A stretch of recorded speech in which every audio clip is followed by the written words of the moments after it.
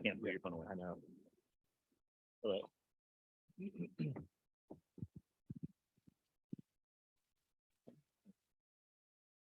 can bring us back up on it has a mind of its own. Yeah. Got a mind of its own today.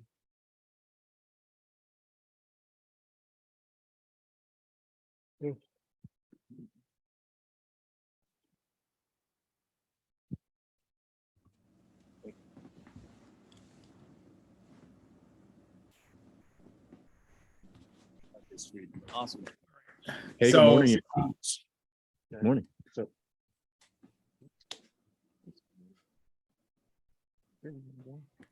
Okay, well, I'll do a quick intro since I was told to go first. I'm Jared Erickson from Cleary University. I'm participating remotely today. I had intended to be there in person, so sorry we have to do it a little mix, but looking forward to the panel, looking forward to discussing with the panelists here. And if you guys want to go ahead and introduce yourselves, we'll get into this.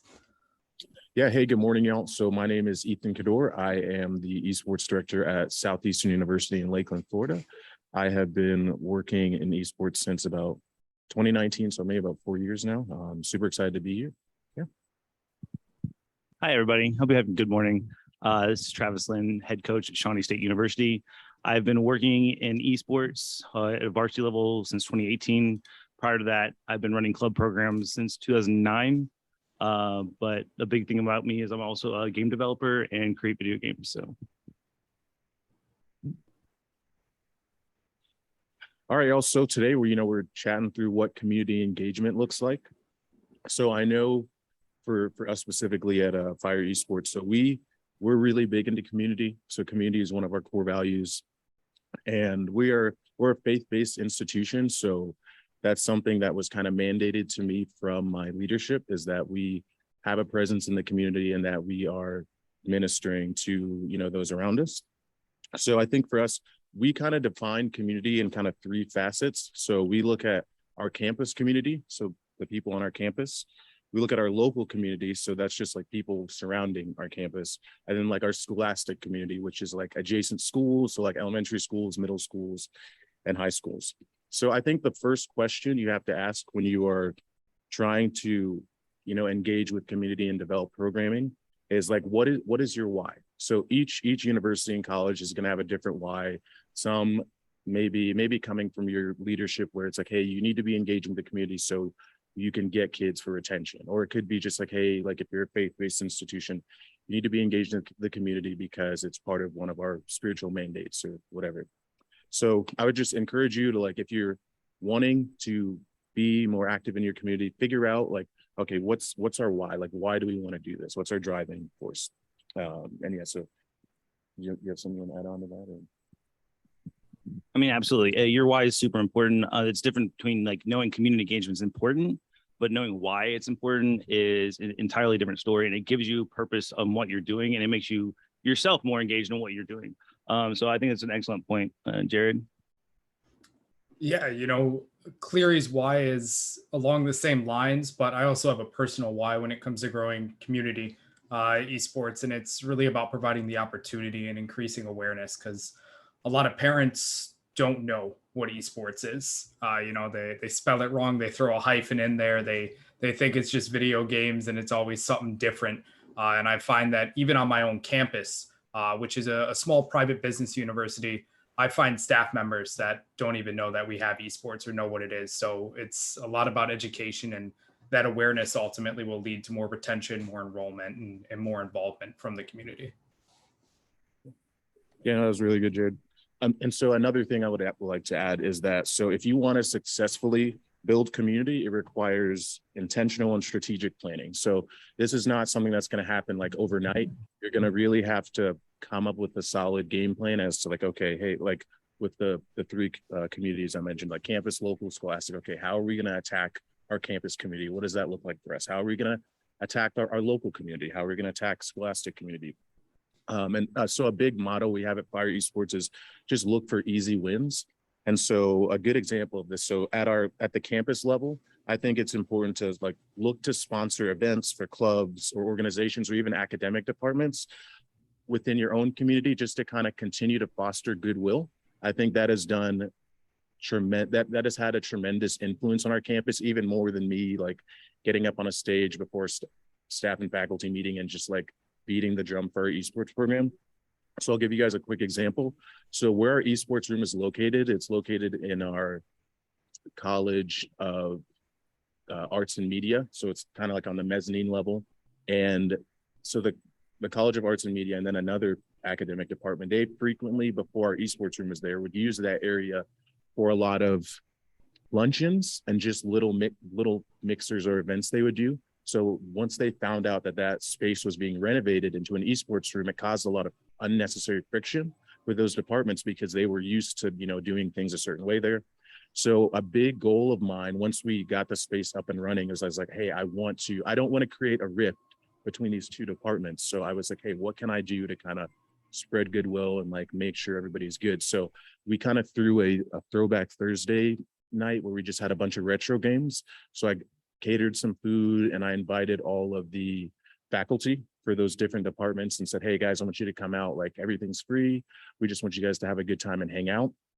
And so by us doing that, it showed them that, hey, like, this is not just like, we're not just a club, like we're a legitimate team, but also we care about you guys. Like we care, we want you guys to be in our space and kind of mess around and just have fun. Jared wants to say something. Jared? Oh, I didn't have anything at this moment. Yeah, so cool. So I would also continue to add is that, with throwing events or just fostering goodwill amongst your own communities, it goes a long way because you never know like when you're going to need something from somebody on your campus who's maybe in a different department or has influence to a certain area that you necessarily don't have. And so what I mean by that is we really needed casters at one point in the fall. And I was like, man, like we have about 4 casters, but half of them were sick. And it just was hard. I was kind of feeling the emotional toll of casting a lot. And so I remember asking one of the deans in the media department. And so she was like, oh, I have like 20 students I can give you who are looking for practicum hours. So I was like, oh, wow. So I was able to tap into that department and she was able to send her kids who needed practicum hours so they were able to, achieve an academic goal and also help us out. And there's no way in the world I would have been able to do that had I not first did that initial Goodwill event and just kind of said, hey, we're just here to kind of share a space with you guys. Like, we love you. We're all like one team at the end of the day. So that was huge for us. And so I would say at the local level, it's really important, like with your local community, just to kind of educate them on the value of esports. What I've recognized is that esports is it's such a positive, like it can be a positive community for a lot of kids. And so for where Southeastern is located, we're in Polk County, Florida. I think it's the third poorest county in the state of Florida. So we have a lot of kids in our local community who don't come from a lot of they don't have like affluent homes, or a lot of them come from single parent homes, or and a lot of them don't even know like when their next meal is going to come up. So when we do, so after I heard about this, I met with our local parks and rec department. So that was kind of a big goal of mine. It's like, how can I meet the needs of like the local community without like overstepping my bounds in a way? So I was able to kind of touch base with like our parks and rec and then a couple other parks and rec departments like around Polk County. And in doing that, we kind of assisted them in creating their own esports programs. And it's good because a lot of these like local and state funded orgs can get grant money and money that like private institutions like myself and maybe other schools couldn't get. So in helping them kind of start their own programs, what it did was it provided kids like who come from these lower socioeconomic classes access to like a dedicated space and just an area where they can like just be a kid. And so I was at an event 2 weeks ago at one of the esports clubs, and it was really cool to see some of these kids play. And a lot of them like they don't have Wi-Fi, so for them to even like play online was like the biggest deal. And I remember just being like, wow, like what we're doing is a big deal. Like for some of these kids who don't have stuff, and we're showing them that not only can they like play video games and be a kid, but this could potentially be an avenue for them to go to college. And so just in helping like the local community, it's just been such a blessing. And I think the mentality you also have to have when you're helping out is like, even if there's no like tangible return on this, like, am I going to be okay? Like, are we okay with helping out people even if we get nothing in return? And I think that, you know, with us being faith-based, I'm 100% okay with that, because I know at the end of the day, we're just planting seeds. We're planting seeds in the lives of these kids who, for some, they're never going to be on a Rocket League team. They're never going to be on a league team, but we can, through planting seeds just of Goodwill, we can spark something in them that maybe they might want to pursue a career in esports, or maybe they're like, hey, I think I can go to college, or I can go to a secondary education school, whatever. So yeah. I mean, not specifically that, but I have other things I want to talk about. So this kind of goes back to the beginning, like we don't ask why, but I kind of want to identify community engagement and what it kind of is. Often when we think about community engagement, we're thinking about how can we go engage with the our own community. We have to understand who our community is, but also it's about how does the community engage with us, right? Both of these thought processes, in my opinion, separate you from your community at that point. And I just want everybody to recognize you are a member of your community. You are part of that community. And knowing that you need to engage where they're already at is something that's huge. So knowing who your community is, like we said, and knowing your audience, being part of that, not just providing things for them, but engaging in things they're already doing. So if something's happening, if a club's running an event, show up to that event, go to it, show them the support that they're doing for the things they're already doing. It doesn't always have to be you being the one to, supervise or run the events and doing those kind of things. Be part of the community you want to build, be engaged with them in general, because if you're always being the one trying to pull people into your community and not going out and actually showing them you are part of the community and you are a member of the community, it often creates that wall of separation. Honestly, when I was trained to do any type of retail, we're supposed to actually walk around the table and come around and greet everybody and talk to you as a person, because out here, I'm no longer separated from you. I'm one of you, I'm part of you. So making sure that you understand that, and first and foremost, that you are a member of your community, not just a leader of your community or someone trying to drive a community, that's going to be a huge thing. So go to events and enjoy them for yourself, show up to things and be personable with people, because that's going to allow them to appreciate you and have a lot more respect for you, and then want to engage in return for you. So that's the main point I want to make. And then is there something, did you want to add on something? Yeah, no, I'll just add on a little bit to the point that your community, the growth in it can really be fostered by engaging with your own team at your school. So if you have a marketing department and you're starting out a program for the first time and they do something like get you media coverage or get you an interview, don't go into that interview thinking it's just about you and your esports program. Think about who might see that, who might engage with it. And speaking from experience at Cleary, I've had many emails from random individuals from around the community come into my inbox just asking about, like, what is esports? How can we get involved in it? Are you guys doing any events? And just that helped grow Cleary's esports program. And then on the other end of that, when you run your own thing, we've had some successful events and we've had some unsuccessful events, and it's a learning curve with any area. Because if you're in a spot where it's very urbanized, there's disposable income. If you run a camp where you're going to charge money for people to come and participate in it, you might have a little more success. But if you're in a lower socioeconomic area, you might have to run events that, don't charge or are a little more affordable or offer something different, which can be a huge step in engaging with the community. Because if you're offering really cool events, but nobody's going to them, then you need to rethink what you're offering and offer something that the community is going to be interested in engaging with. Otherwise, you're never going to find the success that you want, no matter how much work you put into the event behind the scenes. Yeah, no, that's really good, Jared. Excuse me. So next, I'm going to add just on a scholastic level. So I think this has been probably the hardest part of wanting to, engage the community.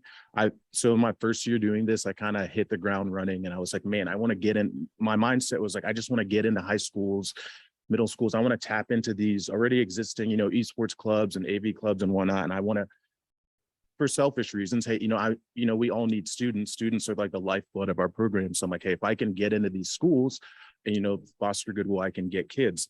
And so I like called like all maybe 20 to 30 schools in our area. I'm like, hey, can I come by? Can I do this? And I was met with like a no every time. No, no, no, no, no. And it was very frustrating because I was like, man, like Southeastern is known in our community. I'm like, why are they not letting me come into schools? Like, what's going on? And so I, had a few conversations with my boss, and I recognized I had to kind of reverse engineer my thought process. And it wasn't like, hey, let me do this, but like, how can I serve you? How can I serve you? How can I what do you have that I can meet a need of potentially? And so what this looks like for us is I first reached out to, we have an elementary school maybe 3 miles away. And so I connected with them and I was like, hey, how can my esports program, how can we serve you? And so every Wednesday they do a food drive. And so they have, I want to say about 60% of the students in their student body is on that kind of lower socioeconomic scale. So they provide food to the families. So I took, myself and I took my kids, we went to the elementary school, and for about a month, for about 3 hours, we just served. We just made food boxes. We just passed out food, and it was very gritty, and like, it was not glamorous at all. Like, we just served. And at the end of the month, the assistant principal, she approached me and was like, hey, coach, I think we're so thankful you guys came and helped us out. And she's like, we're trying to start esports here, or like, what does that look like? Can you help us? And so I was kind of like blown away. I was like, wow, sure, I'd be happy to help you. And so we were able to kind of partner with them and do some anti-bullying events. And just once a month we do little seminars. We'll bring the kids over and we'll play Fortnite and just kind of teach them the importance of like not being toxic online. And that has been tremendous for us. And so after that door opened up, we were able to gain another opportunity to serve. So we worked with another department on campus, and so we sponsored this event called Cool to Be Kind. And so what we did was, it was another anti-bullying campaign where we just went to a local school and just kind of played some field day games with the kids and just preached on the importance of like not bullying, being kind online. And so after that, 2 administrators came up to me and they're like, hey, Ethan, we have esports, and what does that look like? And I was literally like, what is going on? Like, we're just serving. All we're doing is serving. And like, I didn't even bring up esports. I wasn't like, hey, like, come bring your kids here. All I did was just say, hey, how can we meet your need? How can we serve? And I think by us like positioning ourselves just to have like a servant's heart and serve, it kind of gained us like influence and access in the community. And from just serving, like, we've been able to like build really good relationships in our community with like a lot of our local high schools and private schools, which we would have never had we not just initially taken that first step and asked, hey, what is there an event you guys have? How can we serve you? How can we meet a need that you may have? Yeah, I just want to mention too, like, most of our examples have been like in-person events or going out and doing outreach. But this all is applicable to being online as well, going out and serving online or being engaged with your communities online. It's the same concept. It happens to be, on Twitter or TikTok or whatever it might be, or on YouTube, providing things of value to everyone, making sure you're engaging with other people's media. Those are all things that you can actually be doing to make sure that you're part of your community and building that community and making sure that it's growing together and not just, I need the resource or I need to get people's attention or just kind of advertising to them. Provide value and they'll provide value back. And that's the whole point of a community, is to uplift everyone that's involved with it. So. Jared, do you have something you wanted to add? Yeah, one of the avenues Cleary's found community engagement success in is, as coaches, we naturally kind of want to have our hands in everything esports, and we often spread ourselves a little too thin doing so many different things. Whether you're a director or you're a head of a program, you're usually the only staff member at the institution that's doing something related to esports, unless you're fortunate enough to have an assistant or something like that. But Cleary does not. So what I've had to do with some of the local high schools that have esports in our area, I said, I originally approached it with the same mentality. What can we do to help you? What do you want from us? I want to provide opportunities for your kids to potentially come and be at Cleary or just succeed in esports in general. And having my student athletes help coach some of the local high school teams has been a much more successful route than me going in there and leading practices. Because, we have 8 different titles at Cleary. I'm not an expert at every single game. I have a working knowledge of them, but some games that I don't, my student athletes are way better than me at. And them having an opportunity to not only increase their community engagement, but also increase their, professional skills of coaching and getting some experience with that. Because if they do eventually want to work in esports, well, the old adage, you come out of high school or come out of college with a degree and no experience. Well, getting my student athletes that experience and also engaging the local high schools has been a great point of success. Yeah, thank you, Jared. So just to kind of double back around, I can't like overstate enough the importance of like looking for easy wins in your community. And so a lot of stuff is kind of already set up in your communities, maybe. And what I mean by this is like, there might already be organizations who like have like, they're already involved like philanthropically. Like I know for us, Publix headquarters is in Lakeland. So they are always willing to partner with us and give away stuff. So I know a lot, like when we do our community outreaches and we do food drives, working with Crystal Lake Elementary, I tap into Publix and I'm like, hey, like, would you be willing to give us stuff? And usually 10 times out of 10, they're like, hey, we can donate like 10 pallets of water, or we can give this or whatever. And that has been huge for us too, because like we're still able to serve, we're able to meet the community and hit a need, but also from a financial standpoint, like it's not gonna like break the bank for us. So when you're looking for easy wins in your community, like it's important that you find stuff that is going to be like fiscally feasible for you. So you're like an example is there's a school in Orlando that we were going to do a food drive with, but it just like, we're in Lakeland. Orlando is about maybe an hour and a half away. And it just was not like cost effective for us to go down there. Like I had to, get a van, take all the kids down there. And so I reached out to another local esports org and just said, hey, would you be willing to help them out? And they were able to do stuff. So when you're trying to serve and engage with your community, like you can do so in a way that's not going to be, like break your budget. And yeah, that's super important. But yeah, and looking also for easy wins, I think it's important to take yourself out of the equation. And I know for us at Fire Esports, there like I had 2 previous coaches who were like their mentality in regards to serving was just like I coach the team and that's it. And I was kind of like, hey, like yes, coaching is an aspect of like being a part of an esports program, but like it's important that we do serve our community. And so it's really important that you make sure that everybody on your team or staff is all on board with this, because if one person's not, like you're going to feel it and your teams will feel it, and it kind of makes serving or engaging with your community a little bit like spicy, I'd like to say.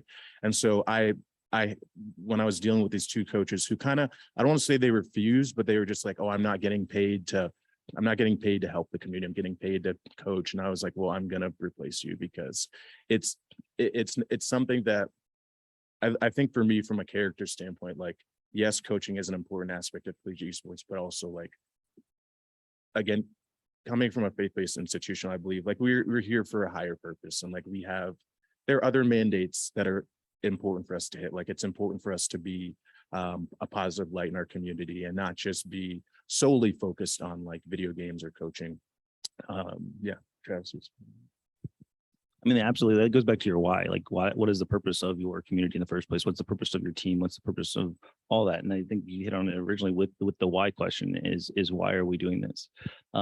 For us, for example, it's really part of your culture and protecting your community as well. So if someone isn't aligning with your culture and you're trying to bring them in as a staff member, and it's unfortunate that they don't line up with your culture, it's going to disrupt your community and eventually infect your community, and it's not always a good experience. So I'm sorry that you had to go through that, to be honest. So yeah, no worries. I'm Jared. Is there something you wanted to add, sir?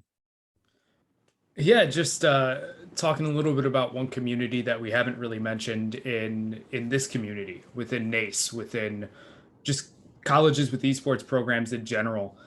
Other coaches, for the most part, I'd say 98% of them are extremely collaborative, extremely friendly. They want to see your program succeed, even though they may want to beat you on match night. Outside of that, they are your best friends. So if you don't know what to do to go for community engagement, or you're looking for ideas for things that are going to be successful, you're not the creative type of mind who can just come up with camps on the spot. Reach out to other coaches within the NACE system or within local colleges and see what works for them, because chances are they're going to want to help you and they're going to want to give you an idea, whether it's reaching out directly to myself or either of the other panelists or anybody else that's in NACE that has experience. You don't have to be involved in the mentorship program. Obviously, that is a great program that they're doing here within NACE, but just have conversations, have open, honest conversations with your fellow coaches in the collegiate space, and you'll find ideas and you'll find what works instead of having to do all the hard work and heavy lifting and problem solving yourselves. Yeah. No, that's really good, Jared. Jared, that was an awesome point. So I know for us in Lakeland, so I'm very fortunate. So Adam and Tor is right down the road from me. So we're like 7 minutes away. And so also another school, Kaiser, is like 15 minutes away. So I know monthly, we will go to Waffle House and we just break bread and we'll chat and like, hey, what are you doing? What are like, how are you helping out like your students? How are you helping out your community? And that has been huge for my professional development, I guess, as an esports director, just in being able to collaborate with like-minded people and just figure out how best we can like serve the community and like serve our campus communities and the local community. And I want to say to you that it, like, for me, I'm super introverted, so it takes a lot even for me to just be sitting here and like talking with you guys. I would much rather just be in the back, like just paying attention. But it's important, I'm learning at like in my role to like break out of my shell and um engage with um other esports directors, because there is such a wealth of knowledge. Like even in this room, there's there are directors in here who have been doing this for a while and who know what they're doing and are running successful programs. So it's really important to collaborate on that. I want to say when I first got started, and I reached out to Florida Southern and picked up the brain of the previous director. And then when Adam came down, I was super excited just because I know Adam's been in the scene in this space for a while, and I was trying not to be like creepy because I had messaged him so many times on Discord, and I'm like, hey, let's go get Waffle House, and he was like, bro, like chill out. So I had to like kind of temper my expectations a little bit, but Adam has just been such a tremendous resource to kind of pick his brain on stuff and like what his thoughts are on like the future of collegiate sports and like what works, what doesn't work. So yeah, and then another thing I wanted to touch base on is that I think when you're looking at engaging with like the scholastic community, like your like elementary schools, middle schools, high schools, homeschool groups, co-ops, it's super important that when you are serving them and like trying to meet a need, that I'm learning as well that it's important to set a good like be really professional when you're dealing with like these administrators, teachers, and also like parents, because that goes a long way. And so an example I'm going to give of that is when we were at our Cool to Be Kind event, we're the anti-bullying campaign. I think it's really important for us, like as a program, when we go to stuff, that we kind of look uniform. We're wearing our polos or whatever. And I had one of my coaches kind of show up in like just a ratty gym shirt and like shorts. And I kind of really got on to him because I was like, hey, it's important that we make a good impression, because for a lot of these schools, like this is the first time they've ever seen like a collegiate esports program. And so I'm a big believer in the fact that like the first thing that you tell to somebody about yourself is like your appearance. Like we're human by nature. Like we naturally, like when we look at somebody and you see how they're dressed, what's their appearance look like. So I like really got onto my coaches and also like my team in general. I'm like, hey, when we're doing these events, you are advertising our program. So how you behave, how you interact with yourself and other students, and also the kids here, like you are like you're like kind of setting up like an audition. Like kids are watching us and they're seeing, hey, is this something I want to be a part of? So when you are going out in your communities and doing stuff, make sure that you bring like the right kids or like, the right coaches, whatever, with you, so that you're sending you're setting a positive example for your program. Because the worst thing that could happen is that you go to a community event where you're like, hey, you're setting up an anti-bullying thing, or you're doing a food drive, and you have one of your kids, and I'm certain we all have kids like this who can be, you occasionally have to say, hey, why did you say that? Or don't say that. Or like, you kind of have to temper their behavior. But you bring a student like that, and then they say something completely reckless or off base, and it kind of it severs ties with a school. Because I've learned too, all it takes is one negative comment or one bad thing for a school to ask you not to come back. And so unfortunately that happened with us. We were doing a food drive with a different elementary school. We were helping them out, and I had one of my Fortnite kids. I feel like it's always the Fortnite kids who are just like off the handle. And so one of my Fortnite kids was we were helping load pallets of water in a truck, and he just said something completely off base, and like the vice principal heard him, and she asked him to leave, and then she asked us not to come back. And so I was like, what? Like it was I was a little frustrated because I didn't say it, but because he's wearing that Fire Esports logo, we all represent Fire Esports. So if like one of us said it, all of us said it. So I really can't harp that enough to just make sure that when you are engaging with your community, make sure you're super professional. Yes, yes ma'am, no ma'am, all that junk. Yeah, no, just real quick to that point, keep in mind that you also have an online community. And if your program is like mine, you're going to have kids that stream or like to be, content creators on YouTube or whatever. And everything that they've done or everything that they're going to do is now going to be representative of your program. So if there's anything in the past that they've done that isn't, behind a mature tag or something like that, you would want to reach out to them and definitely, say, hey, I know you've done this in the past, or this is something that you've done. I don't know that it represents our program. Let's make sure we're catering that to the right audience, because it just takes, one of the 13 or 14-year-olds that's watching your matches live to look up their gamer tag or whatever on YouTube, and they'll find some content, and then all of a sudden you're in hot water because it's something that you didn't even consider. Yeah, really good. And so just to kind of wrap up before we get to some questions, like if you take home like one thing, like my ticket out the door for today, is that when you are like looking to serve and engage with your local community, I think the best way to do it is just to serve. Just literally like call schools, call your parks and rec people, and just ask them, hey, how can we meet a need? How can we serve you?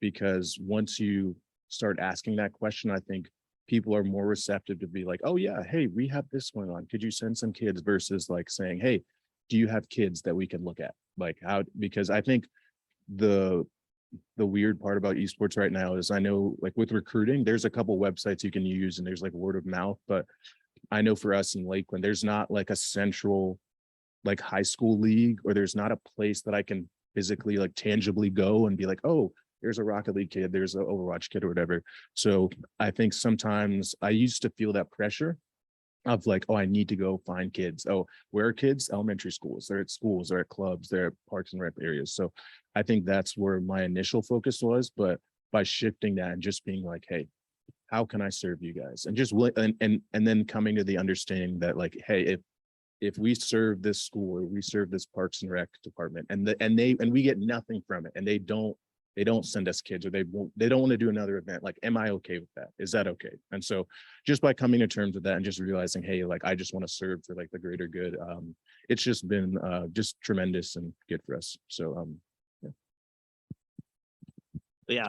speaking of community and mentioning that, what Jared said, that this is a community, we should probably get to some questions. So if people have questions, I will bring the mic to you. Questions? Everybody good? Well, we can keep talking if you want to. I just want to make sure that we get everybody's questions that's wondering. Jared, do you have anything? No, I was hoping for some questions, but if that's not the case, that's okay. I'm sure we can keep talking about some stuff. yeah. So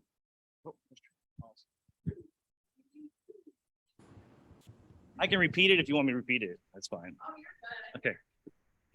Okay.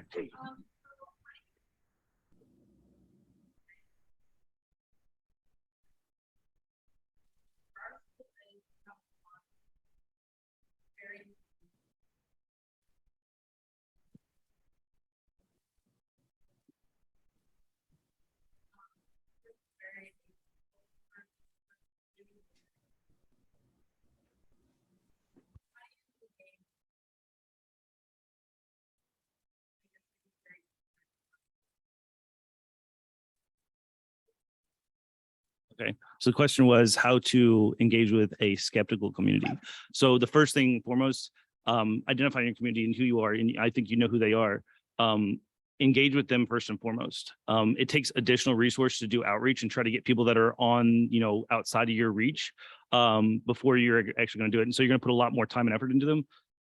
It's really a good focus to make sure that you're taking care of your community and not taking away from them when you're doing that outreach. So make sure that that's not the case when you're going for those additional people, but there's going to be those people on the fence. And if they see that you're providing value to your current community, those people on the fence are going to be less and less skeptical over time. And the people in your community, there's going to be leaders in your community that go out and are automatically, just by word of mouth or whatever it might be the ones reaching out to those. An example we have is we have the Shawnee Game Conference. It's a game developer conference we do, and we do some esports there. But I wasn't over it for a long time. I was a student for a long time and was attending it. But it was the students themselves were obligated to be part of it, and they didn't feel like it was for them. They felt it was for the high school students or whatever it might be. And then when they asked me to take over it, I was like, well, the students want to be there, but they want it to be valuable to them. Okay.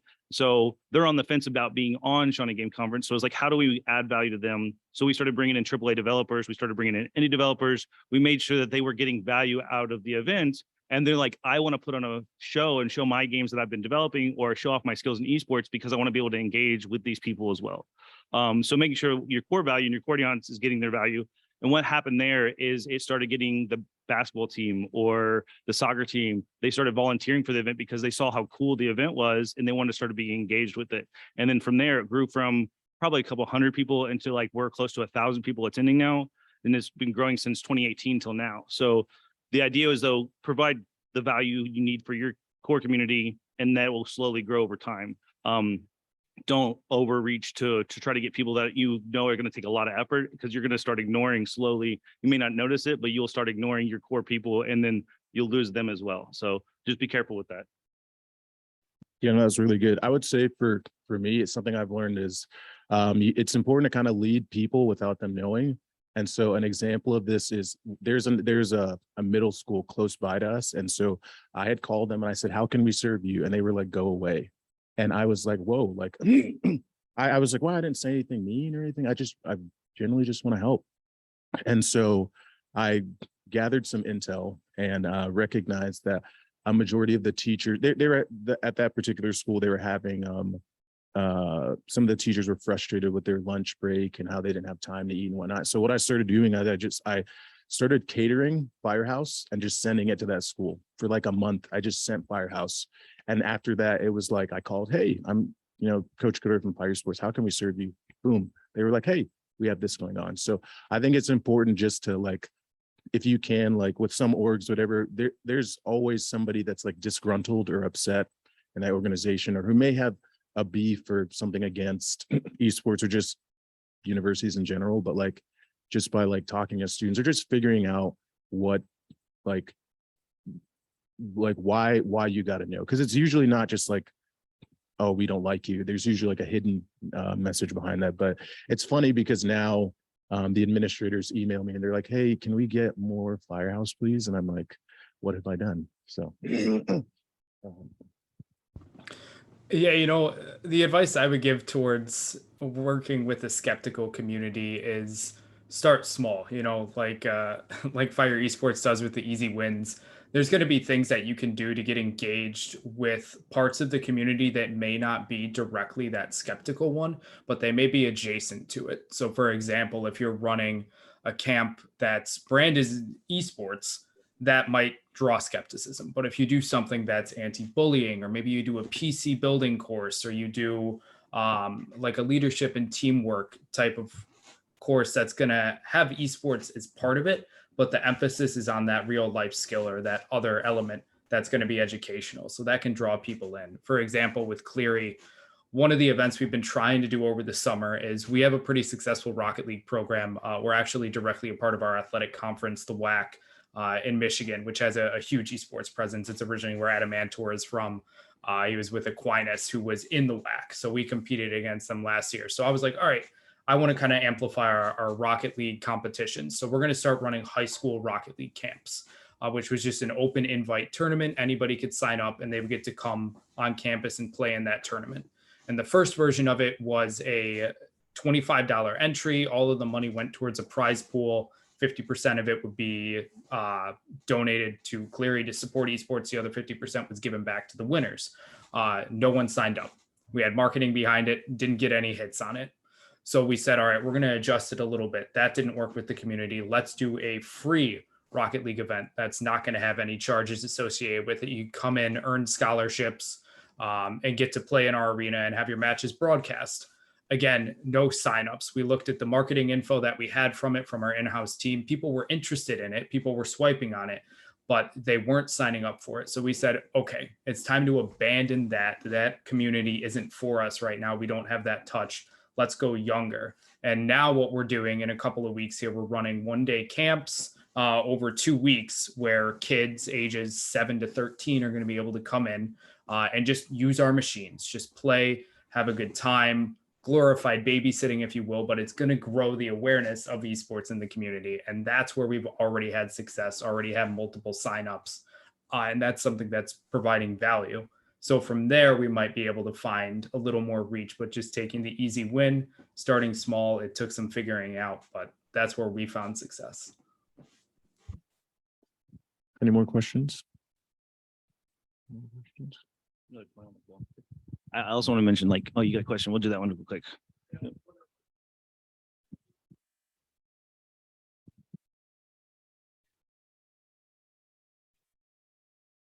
Mm-hmm. Mm-hmm.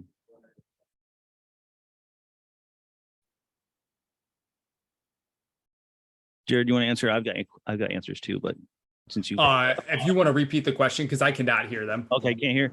So the pricing model for camps, like, is there free ones? Is there what pricing model are you looking at for camps and activities like that? So I guess first and foremost with our pricing models, every single dollar that we receive is going right back into esports. So it's a fundraiser of sorts. We're not using it to pay any staff. We're not using it to run the equipment or anything like that. So when we go with the pricing model, we have a local recreation center that actually has an esports program that we helped start up. I worked very closely with the gentleman who started that, and we look at their camps and we kind of compare the value of it. Because if parents are looking at a camp and there's a $25 a day soccer camp, and we want to run a $50 a day esports camp, they might go for the soccer, even though it's something that their kids are interested in. They want to do esports, the cheaper event. You got to understand at that younger age, it's really more about the life skills that they're getting from the camp, not necessarily those high end, like specialty soccer skills, specialty dribbling camps. Like, they just want to find babysitting for their kids. They want their kids to go to a camp, have a good time, be with their friends. And if esports isn't priced accordingly or close to what other camps are offering at the time, then you might not find success, even though you have a really great idea. There's just something that's more feasible, whether it be financially or just the material of the camp itself already going on that weekend. Yeah. So I actually run 3 separate camps that are esports adjacent or esports related on our campus. One is a 3-week camp that's completely free to middle school kids. They learn about game programming, and they learn a little bit about virtual reality. They learn a little bit about artificial intelligence, and they learn a lot of life skill or like programming skills, but they'll also teach them life skills with like professional development and through that camp. And that's sponsored by Verizon, so it's 100% free for them. So we run that every summer. And then we also run one with the university as a whole, where they get to pick 3 classes a day. So if it's archery or if it's soccer or if it's esports, the students come in and pick 3 classes for the day. And I offer esports as one of those classes. The first year when we offered it, I had 20 people and I only offered it 1 session. This year, we're up to 20 people per session for all 3 sessions. So I'm booked all day long. That's a pre-K through 8th grade thing. And I can limit it to whatever grades I want to, but I allow 1st grade to 8th grade to be participating in it. And we'll play Rocket League, or I let them play Roblox if they want to, or whatever they kind of do. But we're teaching those life skills along with it. I've been running that for so long now that with the school, and not actually specifically esports camp, now those students are now in high school that have been in it for so long. They're wanting to pay for the actual esports camp. They're wanting to come in for a week and stay on campus and act as if they were a student during the summer and actually be there. And they remember me and what I was able to offer them during that time. And they're like, hey, and now I really want to be part of this. So starting with something that's adjacent, like you was saying, and then getting them to understand the value of what you actually offer in your program, that's going to help them build your community for one, and then also allow them to start, essentially saying, hey, this is a really cool camp to go to, or this is a really good esports program. It'd be really good for my friends to get involved in. And that's going to be that people that make sure that you're getting those people that are skeptical. They're the ones that are going to entice them to come and be part of it. So. And just to kind of add on to that, I think doing camps is a great way to foster, excuse me, community within your own campuses. I know that like within my first year, I had some issues like getting like academic tutoring and other little things that we need within this role. And so I offered like a free like esports workshop to staff and faculty for their kids. And that was monumental because I didn't realize like sometimes within our universities, it's hard to get FaceTime with like maybe deans or people who have like money or can have sign off approval. But a majority of them have kids, or if they don't have kids, they have nieces, nephews, grandkids. And so by doing that little free workshop, I didn't realize, but I was able to get a lot of like grandkids, nieces, nephews, kids of like leadership people. And then they told like their people how much they loved it.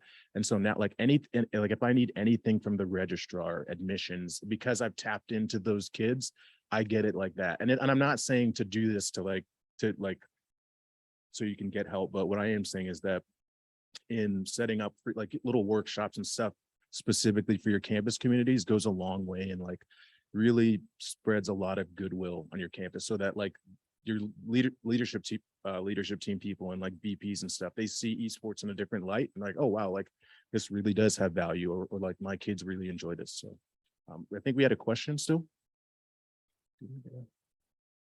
Question?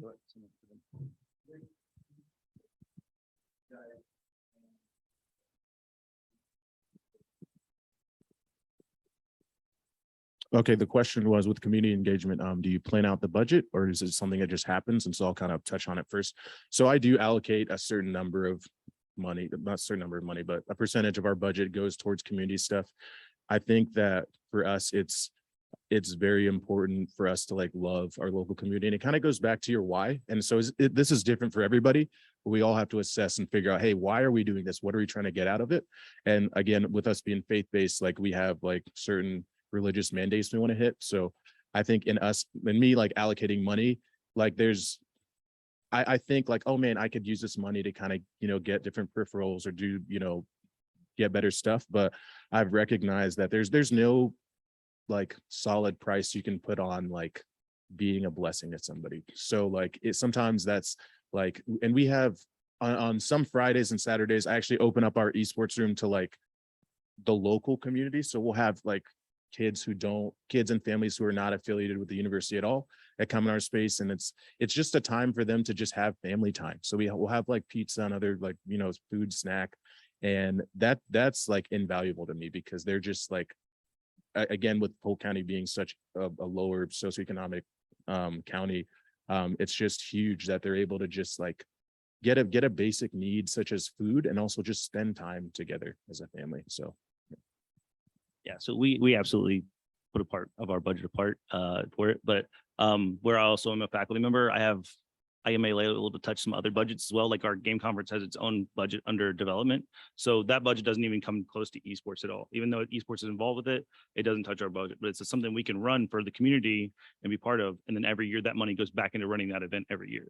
We're also a not-for-profit school, so like we want to spend all the money we can. So that needs to be planned, so in advance. So we make sure that all of our budgets are kind of in line and allocated, but there are things that are ad hoc too. Like I got an email during this to tell me to go and volunteer for the community or the county fair. So like I have to go reply to that email, and that's going to be part of our community engagement. Is some things are going to be ad hoc or paid by other departments to send me out to go places, but then we do make sure that we allocate some funds to either sponsor like a club event or do more events like giving out the waters, or if we can find a way to partner with somebody that wants to do it, like us partnering with Verizon.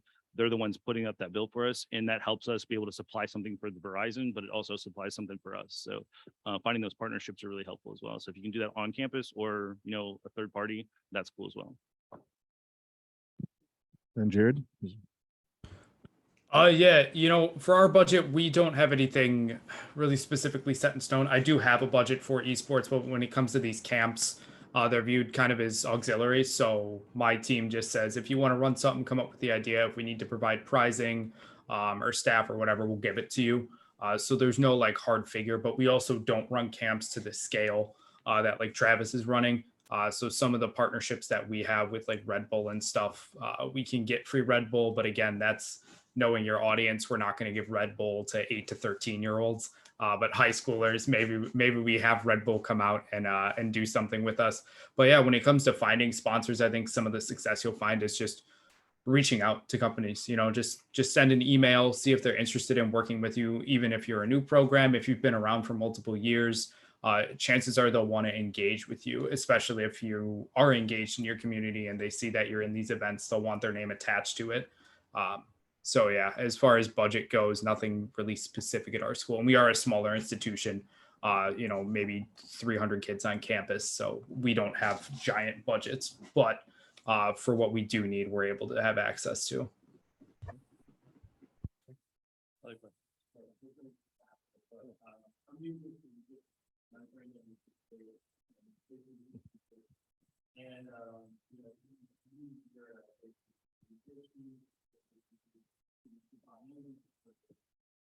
Yeah.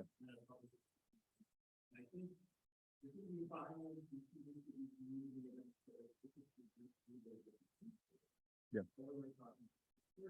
Yeah.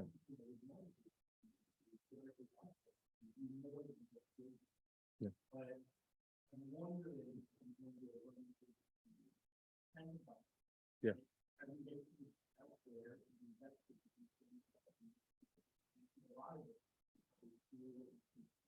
Yeah. Yeah.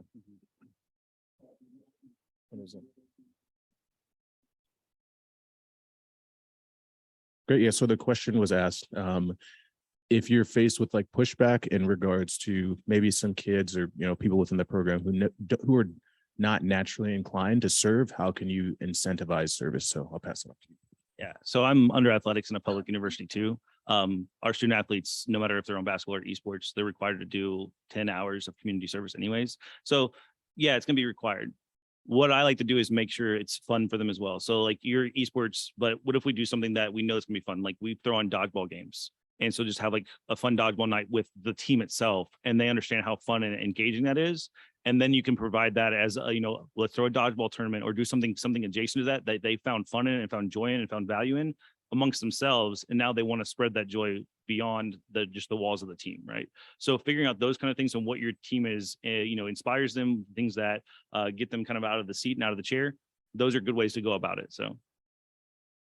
Yeah, and so really quick, I'll touch base on that too. So I think a lot of it comes to like knowing your players. And so I don't bring all of my kids to this. We have to hit volunteer hours, and some of them like to volunteer in other ways, but I try to bring the ones that have like a servant's heart for this. And so I will tap into those kids first. But if I do need, like if we do have program wide stuff, I'll usually we'll go out we go to this place in town called Andy's, and we'll get ice cream after. So I try to hey, we'll have a little sweet treat after, just to kind of make it a little fun. Right, sure. Yeah, I would just say if you have a specific athlete, not a group of them, but as a specific one that's like, no, I don't really want to do that. I have no interest in it, even if it's required. Get their ideas, ask them, we have to do this. There's a requirement, but I want it to be enjoyable for you. Do you have any ideas about what you might want to do to engage with the community, or something fun we could do here on campus? And if you give them the power and put it in their hands, you might find them being a little more receptive to doing something, and they might have a really good idea. They just might not be interested in anything that you're doing. Yeah. And a really quick plug. So I'm gonna leave my card here when we're done. And so if any of you have maybe questions, or I made a template, like if you're looking to get involved with your community and you're trying to get maybe donations from local like supermarkets or whatnot, I have a template I can shoot you an email where you can it just kind of dresses it up nicer, where you're not like, hey, give me stuff. It's like, hey, blah blah blah blah blah. Would you be willing to make a donation? All junk. You're more than welcome to kind of reach out. So any more questions? Yeah, we have one more. One more. Cool, we'll do yeah. Thank you guys. Last comments? No, I mean, like I said, like the biggest point I can make is like you are part of your community, and then I can't drill that home enough.